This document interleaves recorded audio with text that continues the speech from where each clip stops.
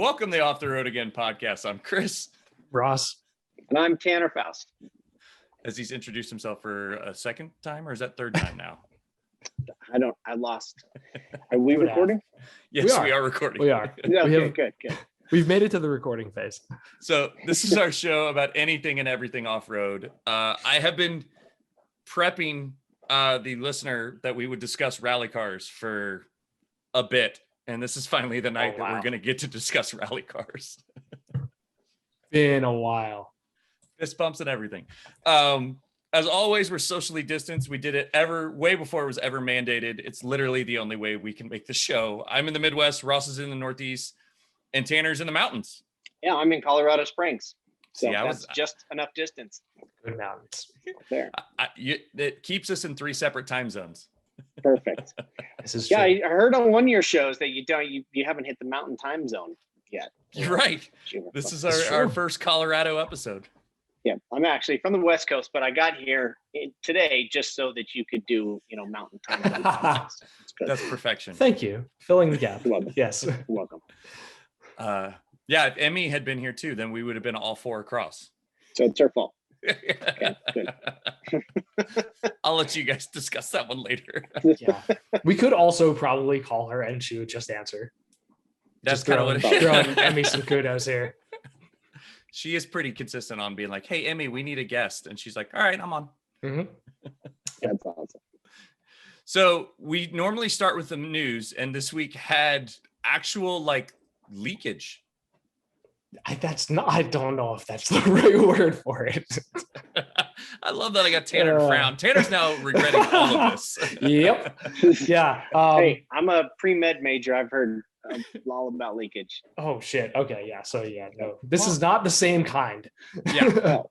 No, but after a year of Bronco leaks and little snippets of information here or there, mm-hmm. We saw the smoked out image of a Tundra with lights, a lot of lights, lots of lights. Now we see the full thing. We have Tundra, and the way that it happened was amazing because somebody just posted on whatever site, or it might have been Instagram, pictures of the new Tundra from what was the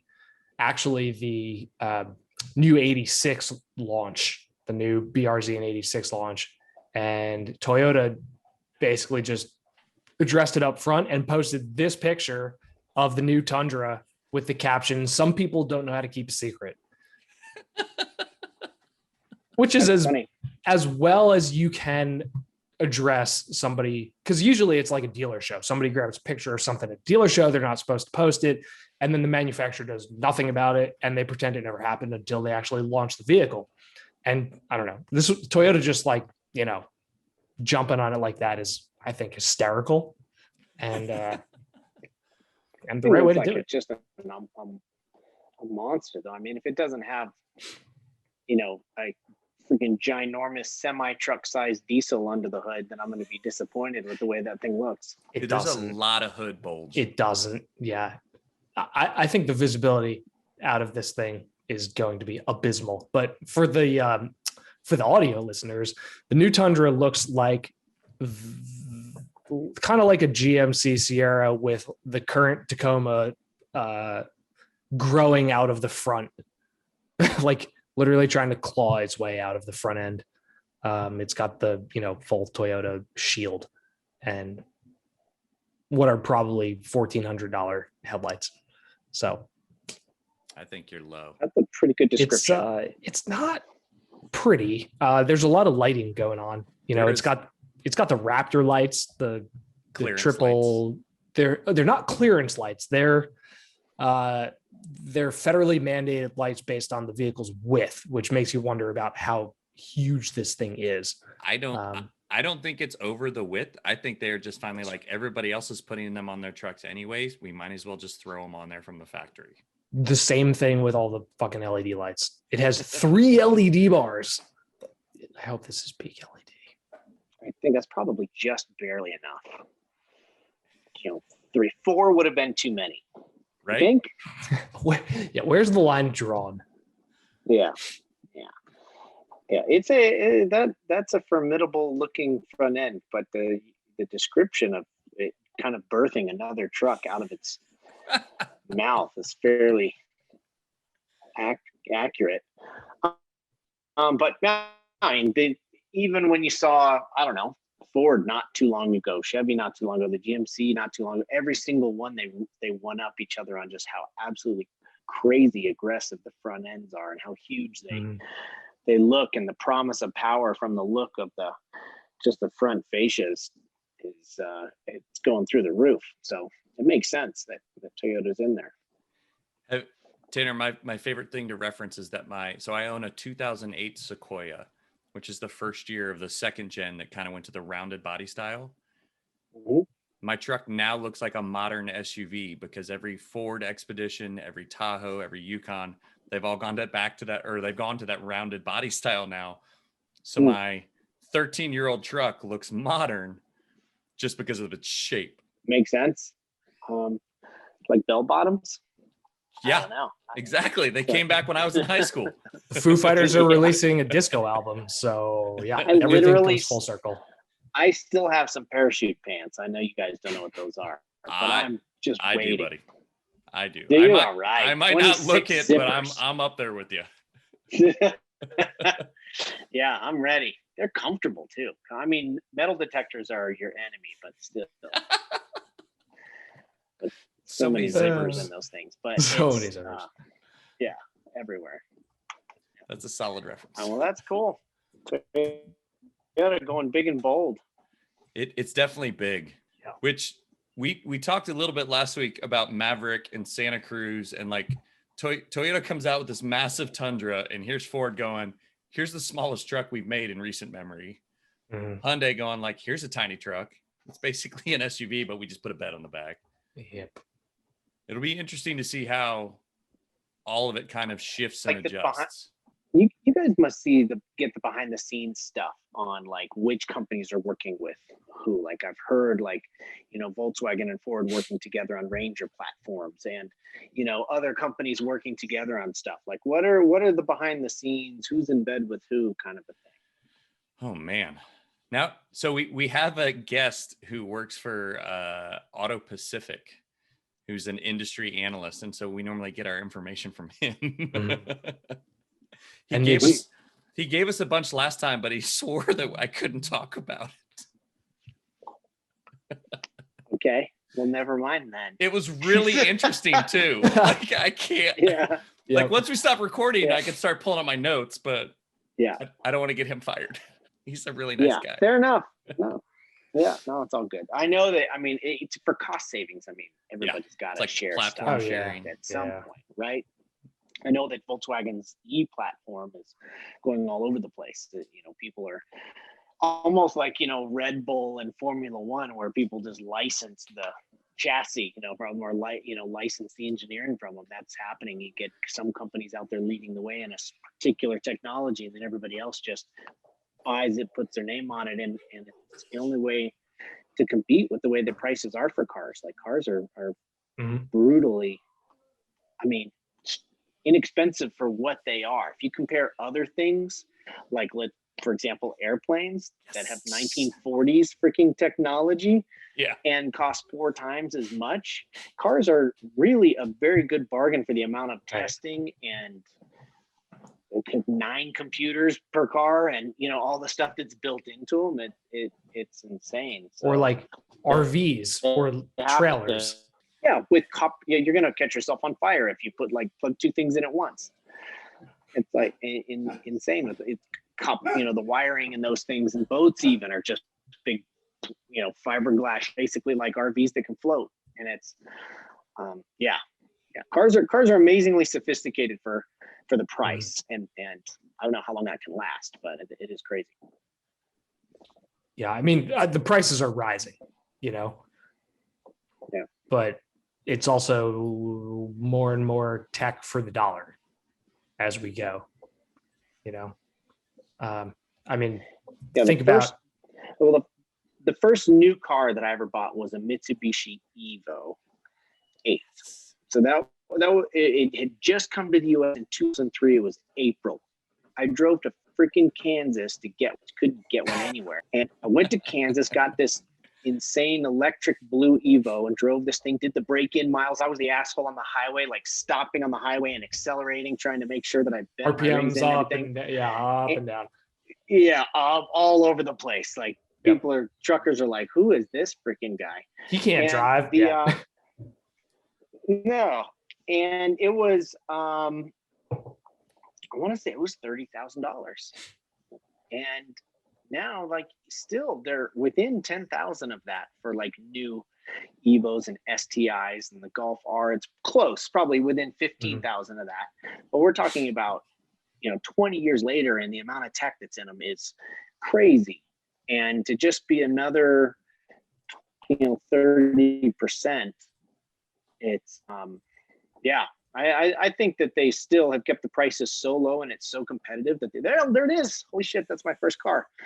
The auto world is like, I don't know how it's going to survive, frankly. Have you had a chance? So there's in my mind, in terms of like what everybody refers to as like, street rally cars, like Evo, STI, that whole genre. There's a clear divide between that gen of Evo and even just like the current STI and what's available now. Have you had a chance? I'm assuming you've driven the new Golf R. Yeah. There's a big departure. So when you were Evo 8, Evo 9, I loved those cars. That car was my actual car. I have no idea where you got that photo, but that was my actual car in Steamboat, Colorado on a typical Zach drive to Clapland just go. Era, your quality right there. Yeah, just ripping through snow. Love that thing in the snow, but it was not a smart car. It didn't have variable valve technology stuff. You had to go to this guy, Shiv, who had a company called Vishnu, who would trick your ECU to think it was doing something that it wasn't doing. And then everything was all piggyback hacks. And the car I had before that was an Eagle Talon TSI. I don't know if you remember those things, but it had the same engine block, the 4G63. And that one was like Christmas, it had turbo timers and boost gauges and APC things, all that. I never put two and two together on that on the engine. Yeah, same block. And then the who incidentally, the guy who designed that block worked for Vermont Sports Car on their rally program for like 10 years, still does. Okay. But anyway, then the Evo 10 and the STI with active things, diffs and, that have more brains, paddle shifting and stuff like that. Yeah, and I think the Golf R is in a little bit of a different thing because it's not like the car you can get without the stereo or the air conditioning. It's kind of the car that comes with everything. And the Golf 8R has torque vectoring that is creepy how advanced it is. It's really an amazing system that has a drift mode and all this kind of stuff. But I've done journalist drive, I've done winter stuff, summer stuff, figure eights on pavement where journalists could just link figure eights drifting this car. And half of them don't realize that the car's doing like 80% of the work for them. And the diff just takes it. Like there's like, because a lot of them do. The Focus RS, when they tried to do that, the rear diff and drift mode was just like shitting itself. So, I mean, hopefully I don't know what is different about how the diff works. The way that this diff works is it doesn't use braking. It has clutch packs that I believe just sort of engage one side or the other more than the other one. And so it can send 100% of the torque to one side or the other. And so it just sort of closes that, locks that clutch, and the other one is free. And so it's actually accelerating the outside tire. I don't know how the Ford system works, but a lot of those that I've done, things with in the past, they use braking as a combination of that. And any of those, they overheat a lot. I'm sure the differentials, are take a beating because you're using clutches, but the stuff that we've done with them has been amazing, and the clutches have been flawless. And I've flogged many of them, and it's but to your point, the tech from that kind of 2-liter street version of a rally car inspired like cars, from the Evo 1 all the way, Subarus and what we don't get in the US, the Polo R, but the Golf R being the closest thing we get to it.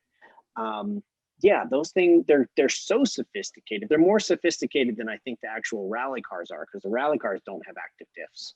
Right. So it's pretty awesome. That's pretty cool. Yeah, I love them. So, Chris, is there any other news you want to touch on, or no? There, go ahead. Oh, I did get to drive a WRC Polo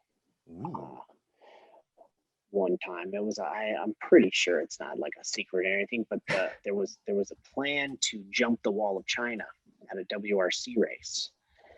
And so because I had the Hot Wheels record, I got to go out there and do the testing for this.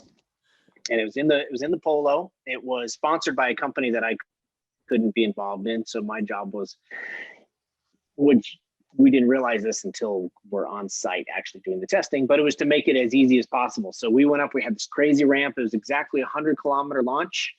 And then we had the rev limiter in third gear set at 100 kilometers an hour. And once you're in the air, you just click 2 gears in the air, which brought the nose up, and the thing landed like butter every time. But there was about a 0.2 of a mile run from the pit area on a gravel road to the start of the jump, which I timed myself on and had just the absolute best time ever.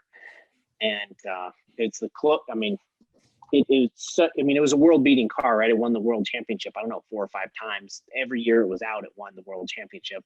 Oh, wow. And that car, it was just from, I did 8 years of rally in the US, in everything from Evos, Evo 10s, even Subarus with Vermont Sports Car, with other companies, Hyundais, and I raced all kinds of stuff in rally, and to drive like the world's best was such a treat. That's unforgettable for me. So if you had one lap around a rally circuit that you designed yourself, what would that lap be driven in? Well, it's kind of like relationships. You guys may disagree. By the way, when you looked up in the corner like that, you looked right at Chris on my screen. Oh, really? And it kind of was a little bit of a, yeah. Like well, I didn't on mine, it so was a moment. we're actually in the same room. Yeah, it was just for me, I guess. Chris is right there. I knew it. Yeah. Well, I think a car that's familiar, if you're going to do one lap on something, even as exotic a car as you could possibly come up with or whatever, or a car that I'm familiar with and I know very intimately, I would have the best time with. And that would probably be the Rallycross Beetle. It's probably the most fun, wicked, ferociously fast, but very familiar car I've ever driven. And I've been lucky to drive a lot of stuff, and that is still the quickest, meanest thing I've driven. And so I would run, I'd run that. I've never gotten to drive that car on a lot of the European rallycross tracks that I raced on when I was with Ford and when I was driving a different Volkswagen. But I'd like to have that car in Holius in Sweden, Finland, if I could. There's a rallycross track that I don't think any other American has driven on it, but it's in Hungary, and it is probably the best rallycross track in the world. It's not on the European series anymore, but that little car is so capable right there that we're looking at. And of course, I just took it away. I'm missing one here, but I'm not allowed to race it, so we'll see what I get to do with it. Yeah, that's become the iconic car. So a Beetle, was that what you thought? Was the Beetle gonna? Were you thinking that was gonna be the answer? I'm not surprised by that, because that's like 600 horsepower, crazy fun. Is the engine's in the front in that, right? Monster. That's still a front engine car. It is. It's the same engine that's in the WRC Polo. but it is 2 liters instead of 1.6. Mhm. And yeah, 0 to 60, 1.9 seconds, 13, 14 inches of shock travel. The thing lands like a Baja truck and is decent on the dirt and great on the tarmac and handles weird tracks. Like, I mean, it's just unbelievable. But I love those multi-talented cars. It's always great to get into like a formula car for me to really kind of push my limit and learn something that I don't get to do all the time and try to get used to downforce and I love that learning experience. But yeah, the multi-talented cars I always kind of look forward to driving more. Have you seen stadium super trucks? Yeah, I never drove one of those. Robbie Gordon called up when he first got that going, and he got a group of guys out to Glen Helen in LA to come test them out. And I didn't get to go out there, but and Rockstar wasn't involved in it, and they had their own truck series, so they put me in one of those trucks for a little while instead. And then when I did talk to some drivers like Rob McCachran and stuff that were in the Rockstar team, and Tyler McQuarrie, who I do some things with, they said those were if they were going to break their back, they knew it was going to be in one of those. So those, they never sounded fun that way. Yeah, flat landings from like 10 feet. Yeah, those things. Yeah, the show that is spectacular. Amazing job. They put those things inside the craziest, tightest stadiums and gone out onto Formula One tracks. And I feel that in my spine. Yeah, the crash in Long Beach. Yeah, I think there's a crash in Long Beach where it was like Pat O'Keefe and Tyler McQuarrie. I think the two of them got together right before one of those metal jumps, and it sent them off in the fences. And I mean, it's gladiator stuff. Yeah, it's hardly racing. It's like gladiator. It's stuff. The Wild West of racing. I can't. It's like this shit you would do in video games in the 90s. In the 90s, not even now, because it's too dangerous now to do this video game. No, I know. I mean, it's just like it reminds me of the dumb games I would play as a kid. Like that kind of stuff. Like yeah. Can't even remember what it was called. Oh man, sorry. I was watching the replay of the one where you pick up the yellow wrenches. Of the one where Pat O'Keefe and Tyler McQuarrie just crashed in the fence. Yeah, that's no joke, right? It's just the in cab, and it looks like Pat gets a little loose and goes off, or he lands, gets a little loose, and takes the second ramp like drifting, and ends up just bouncing into the fence. Like, it's on YouTube. Otherwise, I'd share it. Like, I need to find a better search engine. Yeah, it's ugly. It's ugly. It's ugly. I did a couple of the Lucas off-road race stuff things. Oh, those are crazy too. One of the old Rob McCachran trucks, and I did it in Lake Elsinore, which is essentially like a squirt and shoot track. Hairpins, jumps.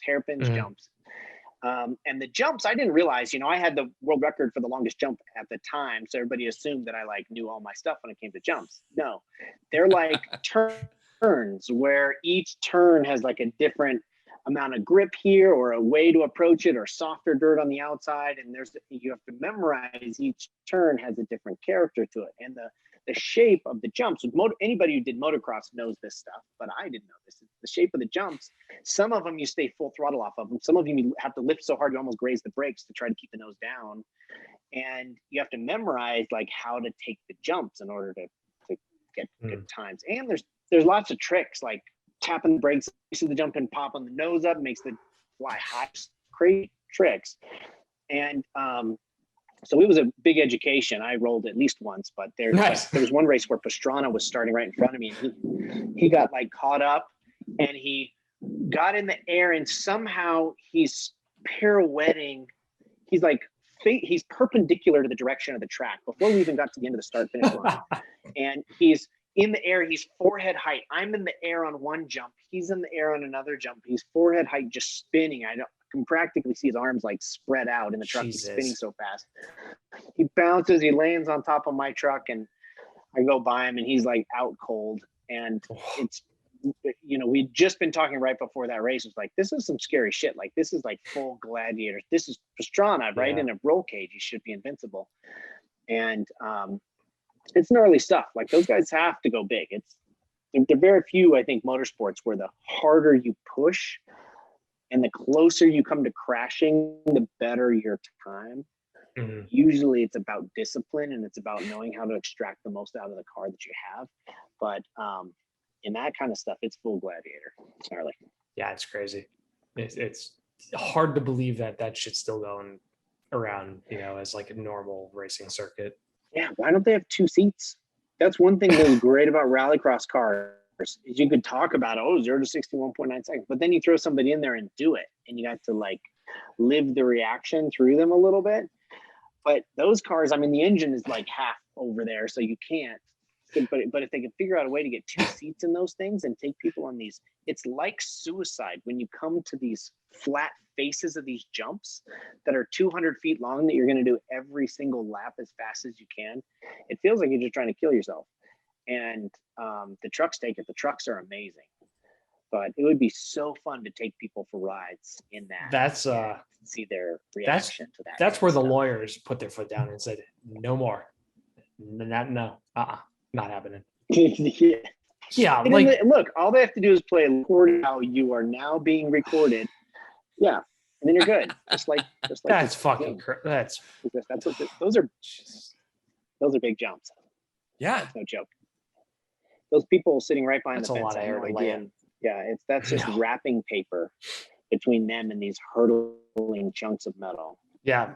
How much do those things weigh? Yeah, Probably, I mean, it got to be 5,500 pounds. Yeah, I was gonna guess 6. Like, yeah, I don't know. it's a lot of vehicle. I don't know. There's not too much to them, but the fact that they take the beating that they do without breaking right away means that they're really freaking heavy. I feel like it's BJ's line about like everybody's truck can do a landing once, but his trophy truck can do it over and over and over and over and over. And so like when you watch his recoil videos, like it's exactly that, right? Like you just watch everything fully compress and come back up. Mm-hmm. But like the last Gymkhana, the jump that Travis does at speed is like what, 4 to 6 inches off the ground. Like it doesn't look like that big a jump. This is it's like 3 feet tall. Yeah. It was big. I like what it was doing. It was kind of simulating what you get in some like rallies. The big air. There was always this kind of fodder. Like long air. Like I remember, the thing about rally in the US is that you go one stage, the cars are all lined up in these control areas because you've checked in through your transit stage and you're about to go into your race stage. So there's a bunch of cars lined up and there's a dog loose on the stage. So they're holding everybody at the start. So that's where I got to know Travis and Ken and Dave Mira and Bucky Lassick, and we got to hang out quite a lot. Not as much Bucky, he didn't do that much rally, but you get to know your competitors really well because you're stuck in the middle of forest for hours sometimes. Yeah. And I remember when somebody broke the world record for the longest jump, it was 300 feet. And we're thinking, I swear rally cars will jump 300 feet just because there's a roller and you're going 120 miles an hour. Mm-hmm. This guy's doing it at 80 miles an hour, really big. But I swear these rally cars, in some stages in Europe, they'll have like little measurements set out and they go pretty far.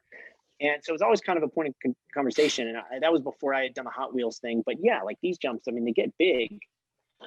And so then Travis doing it on pavement, though, is scary because if you land on dirt a little weird, you're fine. If you land on the pavement, it can get super hectic. Yeah, tarmac's unforgiving. And I'm not sure if you noticed on his landing there, and I haven't talked to him about this, but yeah, super unforgiving. Landed like there was a massive tabletop. I've never been to this part of Annapolis or whatever, so I don't know. I'm only speculating, but it sure looked like the goal was maybe to clear the tabletop and land on this nice down of the tabletop and bounced again. And so I think if they would have gotten another 40 feet, which sounds like a lot, but at that speed, it's not too much of a difference. 40 feet. They would have had a nice downhill landing, which I think would have been the goal, So I'm sure once they did it once and got away with it, it was probably an ugly second bounce and ugly landing. They're probably like, look, we're packing that one up. Yeah. Mm-hmm. But it takes got the shot. Big gonads to do stuff on tarmac that fast. That was moving on. Crazy. So yeah. Probably not unlike you guys jumping a rental car over some train tracks at some point in your lives, right? I think the So only wait, vehicle, seriously, what? the only vehicle that How I've long is the ever, statute of limitations? it's over. Yeah, no, There's nothing. You'll never laugh harder than jumping a rental car on some train tracks. It's just the funniest thing ever. And from the outside, it's like, wow, what a couple jackasses. But yeah, inside, 4 inches of air. you cannot stop laughing, right? There's something very fun about it. Sorry, Avis. Avis still around? You signed they're the still around. waiver. Yeah, no, it was Hertz that went under last year. Hertz, So that's right. it was Hertz. We like national. Good God.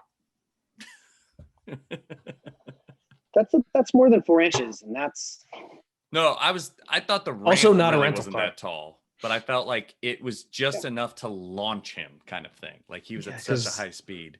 the road like falls away a bit, but yeah, no, that how epic would that have been if he cleared that little crown and landed on the downslope after that little flat top? That would have been so epic to pull a smooth landing out of such a fast, big, awesome. Yeah, I see them. Yeah, have you guys ever been in a rally car? So I have 4 kids.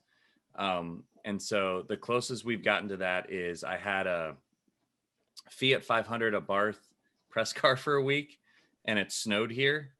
And so like I've owned large SUVs forever. And you have to keep feeding the kids, so you can't just buy random crap. But that Fiat 500 press car, when it snowed, I was doing donuts in the parking lot with kids in the backseat and car seats, and they were all having an absolute blast. I want to go to rally school. we have an invite. Texas Dave. We have to follow up. That's true. Yeah, but like Dirtfish, Team O'Neill have all been on the top of my list for a long time. But everybody's got like it's like $3,000. Like it's not cheap. But No, it's local not. rallycross events I'll go to.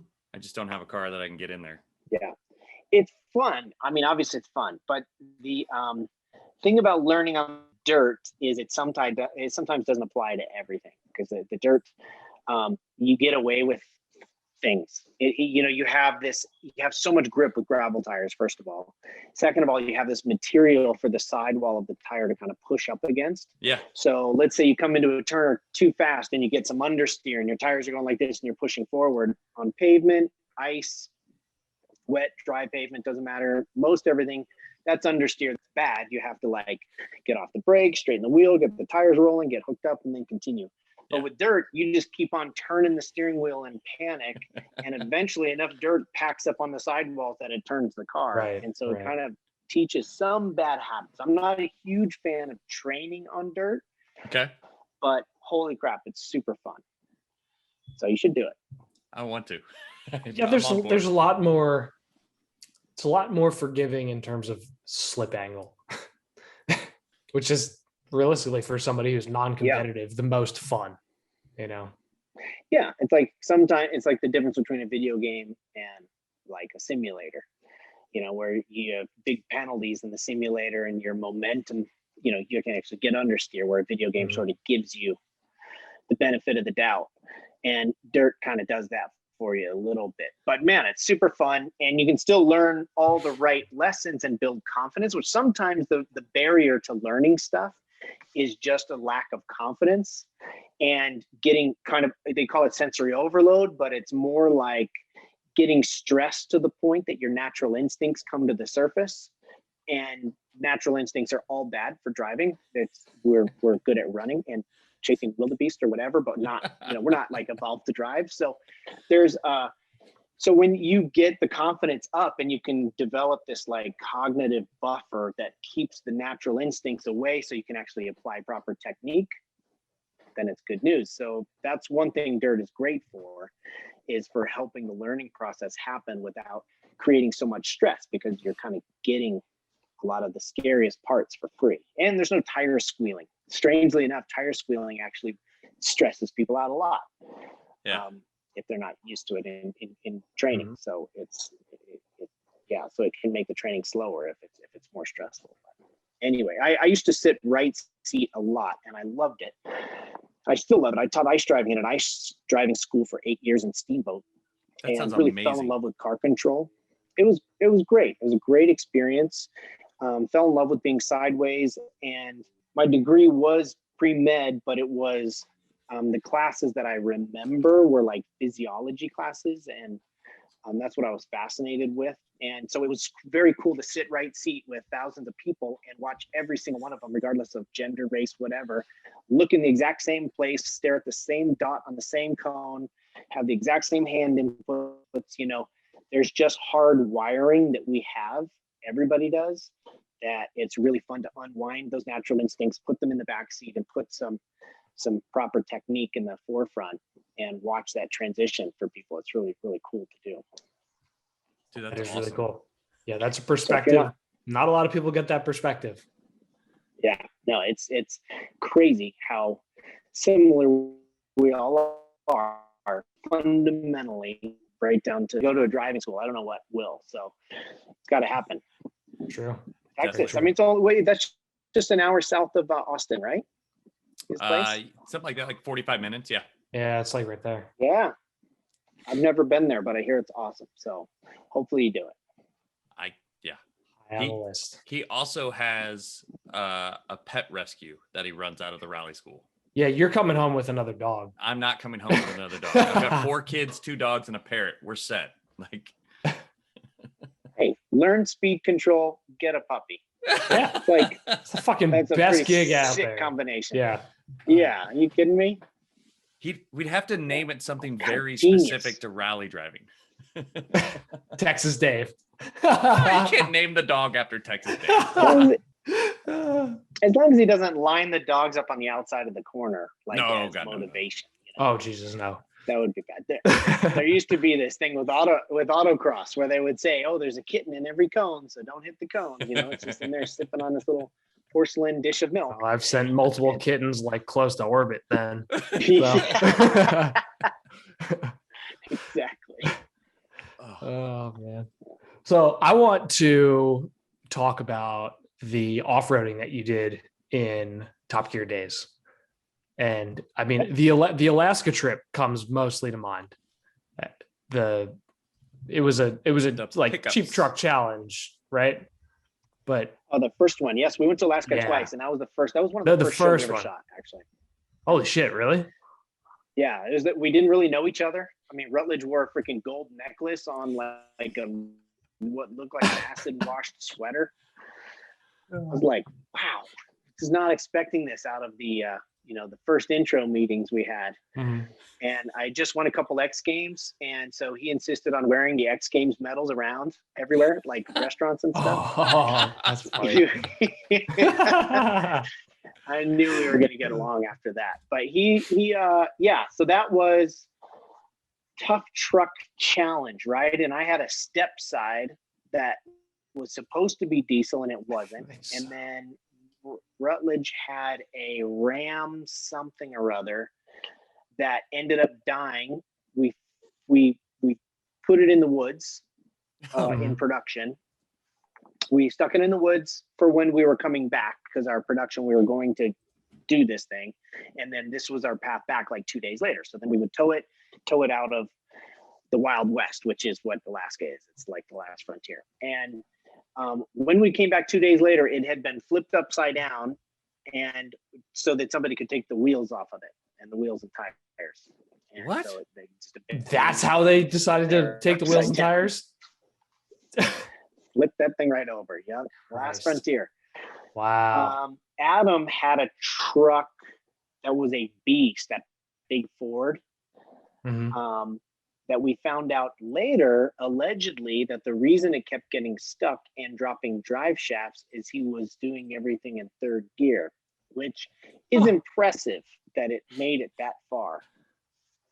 Yeah, There it is. that's an interesting. Yeah. So did Adam have like driving experience prior to this? And if so, did he have any dirt experience?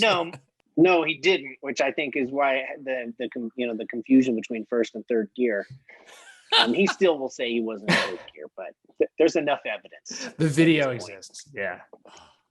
There's lots. But we had a great time. I lost my voice and won the challenge, and then we had it was epic scenery, new producer, new directors. It was very early early days. It actually I can't remember if it was the first show of the second season, but it was our first journey. So those shows were broken up in the format of the British show, where it was either you had a triple header, which was the three guys doing things that lasted for most of a show. You had a power test, which was usually me, but somebody pushing some car to the limit by themselves, or a journey, which was from the beginning of the show to the end of the show was one goal. Right. Adventure, like a destination. That you're showing right now. Yeah, that's not gotten we had such a good time. Well. Did you enjoy when I drove? What did you get more enjoyment out of, the adventures or the like formatted old school Top Gear style stuff? Well, I did like the power test because I like to drive new stuff and hard. And drive it hard and do things with, they give us $1 million cars and just let me go drift around in it. Yeah, that doesn't suck. And I love doing that. And I love the way it just looked cool on screen. And the crew, we were a small crew, so we moved fast on those power tests, and we all just would fall in love with this machine by the end of the 3 days or whatever. But those shows like that one where we had older trucks, we bumped into each other, dented them up, and we're just being guys having fun in Alaska, where we're just giving, let's live it up. And that was such boyhood fun doing that. It was dudes being we genuinely got annoyed at each other. Yeah, but it was the full gamut, and I lost my voice from sleeping in the back of that stupid truck, and it was like you just do that. My insulation was just everything about my little plan was a bad idea. Admittedly, I didn't put those big spoilers on there. The producers thought that would be a good idea since I was a racer guy, but it still was those journeys were epic. We got to go to cool places and experience great things, but the mantra with Top Gear was always kind of like ambitious but rubbish. So really big lofty goals, but it's probably not going to really work out. So we'll just wing it the best we relatable can because there's failure in real life. Exactly. What was your favorite of the episodes? And then I guess what was your favorite of the 4-wheel drive off-roading dirt episodes? Well, I did enjoy Alaska. If I think about there were a lot of off-roading ones. Minivan, Miatas, you name it. We off-roaded but we did do the Rubicon, which I know you talked to Dave recently. Just you about. Oh, really? Oh, that's cool. And no, not Dave. We talked to Patrick. Oh, Patrick Castillo. Yeah. We did talk to Dave as well. We did. Oh, you did? We talked to him and Derek Powell and a whole group of people. Yeah, we got to get Derek back on. Cool. That's a good point. They had an off night while shooting, and so basically we just got passed around the house. That's awesome. Along with a bottle. Patrick came in kind of later. Patrick came in a bit later in the production run, and we had such a great time. Rubicon was great. I always liked picking the cars where there would be like no chance of it really working out. Scratch the shit out of it along the way.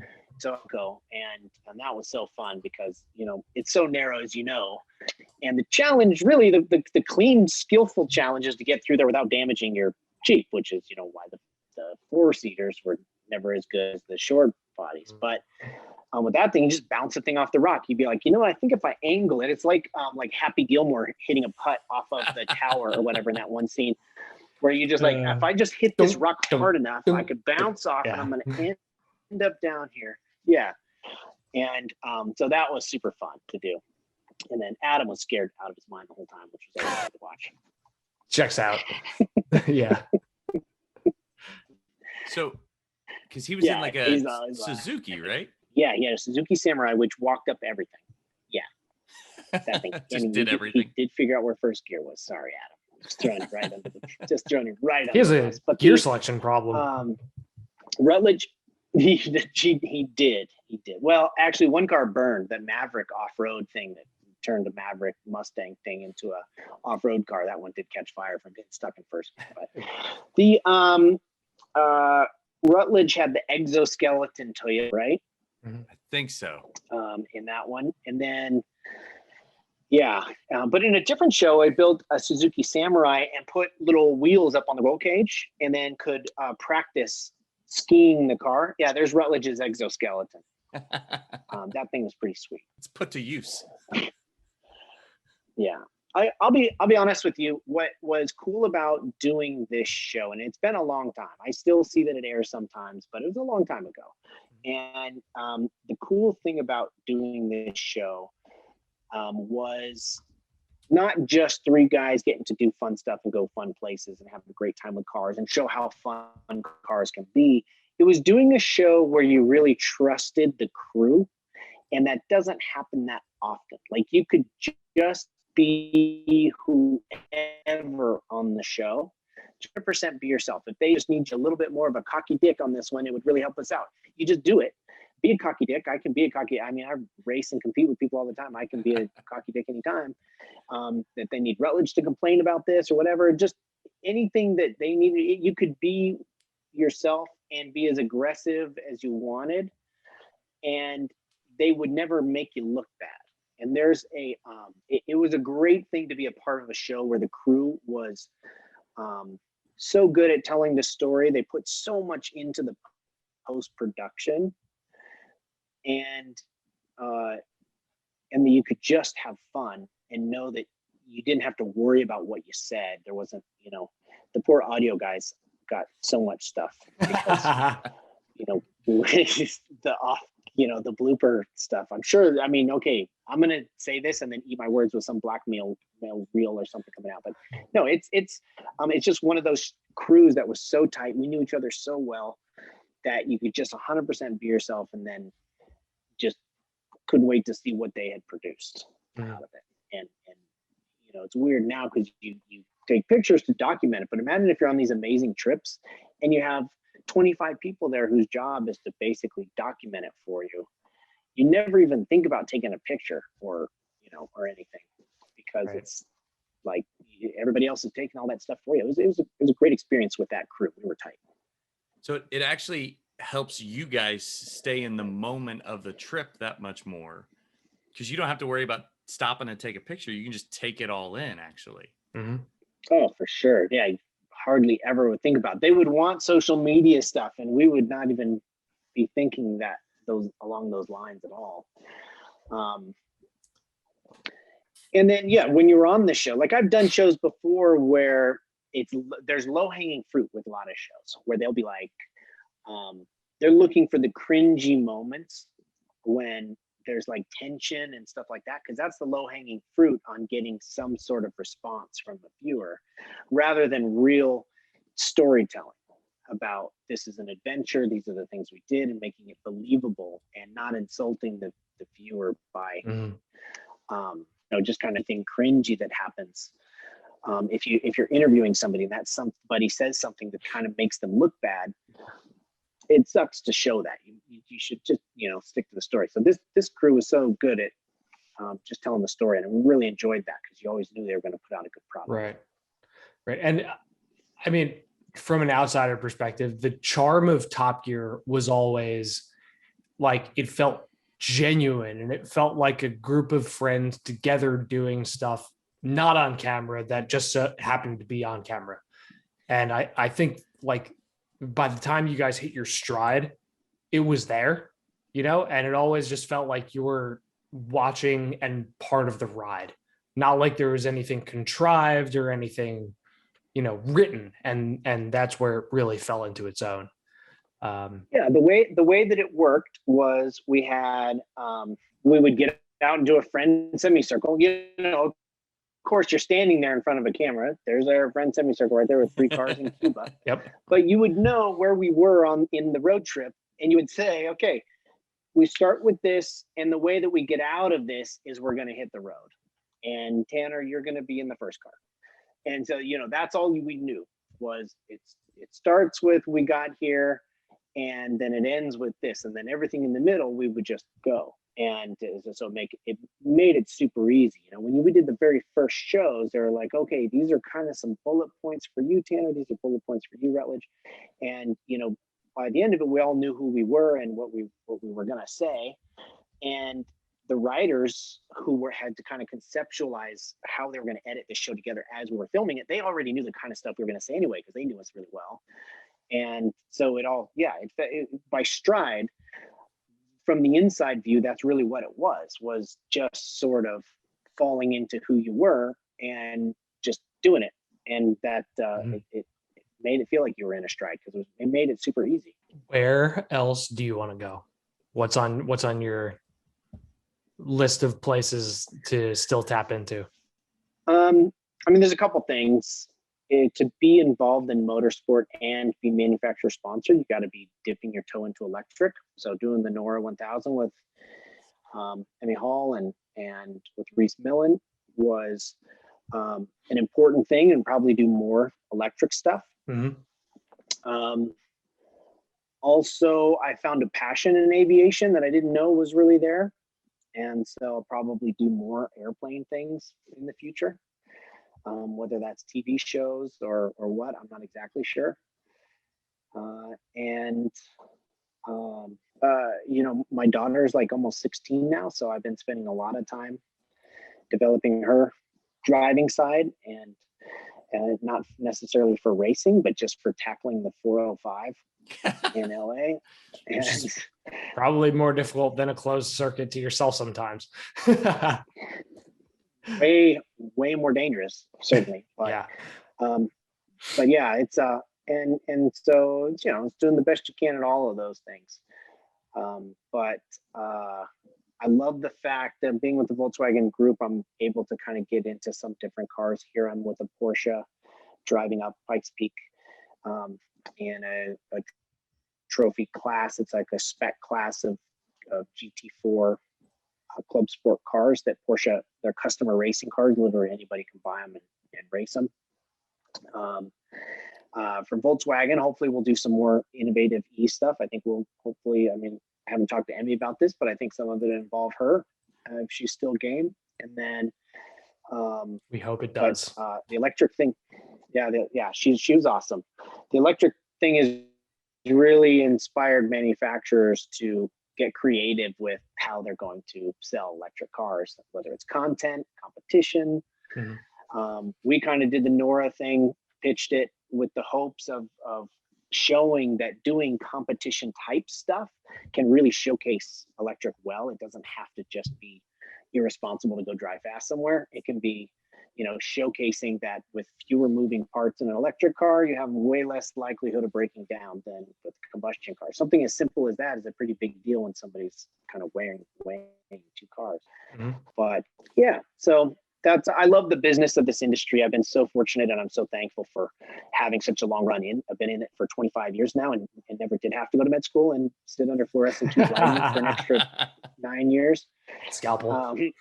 Yeah, so I love the, you know, while it sounds very businessy to get involved in e-cars, since I still am a petrol head and I love fire breathing stuff also, it's the business of cars and motorsport and marketing cars is a passion for me. So I do really enjoy figuring out how to be fun and how to keep people mobile. And especially, again, having a 15-year-old daughter, this is a thing. Keeping people going from A to B, whether it's in a plane, a razor, a car, whatever. Mm-hmm. It's such a big deal to me versus just burying yourself into a screen and calling that your day. But so that's kind of the mantra lately. That's fair. Speaking of I razors, think that might have been a margarita answer. That was a long ass answer. Have we been talking for like 3 hours? That was a good one. No, Jesus. Let's go for margarita I'm so answers. sorry. Do you want to dabble in side-by-side racing, you know, UTV spec racing or anything? Sure. Yeah, I mean, I don't race them very often. When I do, I've done the Nora 1000, I've done a Baja run, and I got involved with Polaris and with Razor because it was like the least barrier to entry to motorsport that I ever had witnessed, besides a go-kart. And it really feels like you're driving a race machine. Like the way that you are pitching and using the weight transfer and suspension, diving and your vision and everything. I mean, you might as well just be in a rally race. And I loved that it was so accessible to people. And now I also love that it's a really a mobility thing. And people are exploring parts of the world they would never go to. And so I'm hoping to kick on a little TV series that sort of highlights that benefit of razors coming up. But it's, they're very cool. It's amazing that industry took off. Like, I mean, how did the Honda Odyssey not go on fire? Right? And then it goes away and it's quads. Yeah, everybody's got a huge thumb from like the stupid thumb throttle. And then all of a sudden you're back into a steering wheel, and these things are just absolute shredders. I mean, they cover the desert so fast. They do things at speed and even crawling that most people would never expect them to be able to do. On some of the stages, some sections in the Baja 1000, they're the fastest overall. Like when it's a really? rally, smooth road, fastest overall. They're beating up on $1 million trophy trucks. As soon as it gets rough and there's whoops, obviously all the high horsepower stuff is gone. But it's funny because even the trophy truck teams will all use razors, cams, whatever their flavor is, but we'll use side-by-sides to go pre-run everything instead of these giant $800,000 pre-runners they usually use, because these things are just so easy. They're four-wheel drive. You're never going to get stuck in the silt beds. They use hardly any fuel. Yeah, you just burn around and go. They are really amazing little things, and it's been a great partnership, and they can't build them fast enough right now. They can't. Yeah, there's none to buy. You can't. You want to walk into a dealership and buy a razor, you can't right now. No. There's just none. It's like that and adventure campers, like anything that would get you outside and away from other people is on back order. Pretty much. About this weird ass time that we're in, I do love that people are getting outside. Okay, so maybe there's going to be a dump of razors and RVs and ski boats in the next 4 years. Half off in 3 years? Fuck yeah. I can finally afford one. Too bad inflation will probably just come up to match it. But I'm just kidding. I don't know. I'm not I'm just saying. I'm just the dollar saying is what the dollar is. I do love that aspect about what has happened. There's obviously a lot of unfortunate circumstances and everything, and it's super inconvenient for millions of people. But the fact that so many people in this country that I know about, anyway, the family stuff going on and the picking up with the I can't believe I'm blanking on going to Wally World with the what's the family, the Griswolds. The Griswolds vacation. It's the full on Griswold's world right now, and I kind of love it. Yeah, that's probably the only upside, but it is great. Yeah, we discussed it recently. Like our kids, once we established our bubble on the street, we just let our kids play like it was the 80s again. There were no helicopter parents. Come back for dinner. Yeah, that's kind of what it was, because where else were they gonna go? They weren't the world around them was melting, and so they could play on the street. And we got an elementary school behind us, which super helps because we had our own playground then. Yeah, that is cool. Yeah. No, you're that family. My kids want to go outside now. It's awesome. Yeah, I mean, you gotta find the silver line, right? Yeah, it's good. Sweet. All right, man. Anything you want to plug? No, I mean, let's see. When is this going to go out? There's the Pikes Peak Hill Climb is on the 27th. This will be a little after that. Okay, so you missed it, but it was being live streamed, I think, on Mobile One's Facebook and then among other places, but that's the one that I know of. It's all fun and motorsport, and I do have another Instagram page that I just kind of started called 34 Tango Foxtrot, which is my tail number. A note is being slipped under the door right now. I'm not kidding. Are you being held against your own will? Can you read it on air is the next question. Well, I clearly cannot read that. It's got some bad words on it. We do put up the E, so you're okay. But 34 Tango Foxtrot. Yeah. It's a I just started it, and it's a little glimpse into some of the flying stuff. I did get to fly jetpack, as you can see on there. That was freaking insane. That looks terrifying. So you're at least tethered. You're Okay. tethered. Oh yeah, you're tethered for the first 50 flights. Okay. It's got 50? a ways to go. In my 5-0. The flights are only 5 to 10 minutes long. And you see the discoloration on your legs. That's your suit burning. The heat, Because, literally the jet. heat. Oh no, thank you. Jets Yeah, no. are coming No. down. No. Yes. Yeah, you dip your feet in water afterwards. There you can see the water bucket right there for a moment. Oh, okay. Yeah. So the flying has been fun. Still, love cars and all things automotive. So I'm still in that world, but I do like to dabble in the recreational pilot side of things. And so it's amazing the crossover, the number of people that either in cars and love planes or that are in planes and love cars, but the crossover is really solid. So. Mhm. And so like I went through most of the ground school for drone, and I was like, I might as well, like I did it for work, and I was like, hey boss, like, why don't we just keep sending me through flight school? Like I'm almost there. Yeah, almost there. Yes. I was like, And did you do it? no. Just like Please rally There's a guy, school. actually for Top Gear, we used a guy named Trent Palmer, who had just gotten his drone certification and was finishing his flight school stuff. And then he started realizing how much he loved flying, and he just started using his drone stuff to film himself Flying. and his buddies flying like That's fucking crazy. backwoods cubs and stuff, and he's turned it into a pretty lucrative business. I think he's officially a YouTuber, and he makes a living at it, just flying and vlogging. So it's Wow. you might love it, and if you love it enough, you'll be interested to spend enough time on it to make a good living at it. So Dude, his crazy. drones look insane. Like the shots that Trends? he's got. yeah, no, he's a talented guy, and that's I've had somebody tell me if you're good at two things, then you can make a living out of it. So I think he's got a good eye, and he's good at talking. So can talk while he's flying and film the flying. It worked out for him. Mhm. But yeah, all I'm saying is why not? When you get the rally school box checked, next is the flying. Although if you can podcast, I can kind of podcast. Does that count? yeah. No, I think you got a nail. Dude, producing the show, I don't think people understand like what goes into trying to track down, and not just yourself, but like anybody to come on the show. The amount of communication that goes back and forth, like there's a lot of emails. I'm sorry. No, I you're not. You're apologize. fine.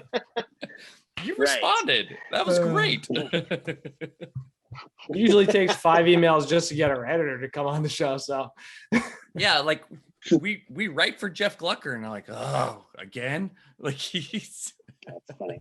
Well, thank you guys very much. It was super good to sort of meet you. Hopefully you guys get to meet someday in person. for real. So like we've had multiple trips that were planned pre-pandemic that got all scrapped post-pandemic. So it's just about like we were both supposed to go to Iceland last year. That all got scrubbed. Like we'll figure it out. And your wife almost took a job offer in my city. So that's true, but that was like 5 years ago. That's never gonna happen. Been here for 5 years, just saying.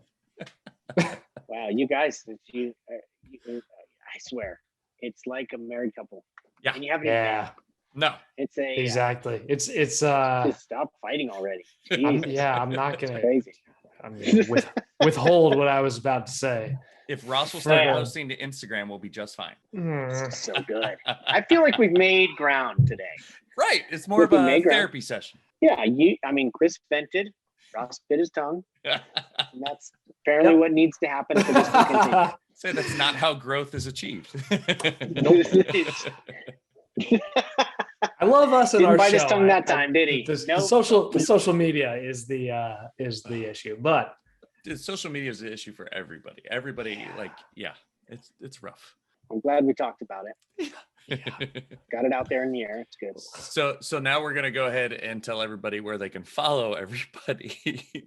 So Tanner is at Tanner Foust, Instagram and Twitter, and then also I'm gonna repeat it again so I don't forget it. And I switched off it to Trent thing instead.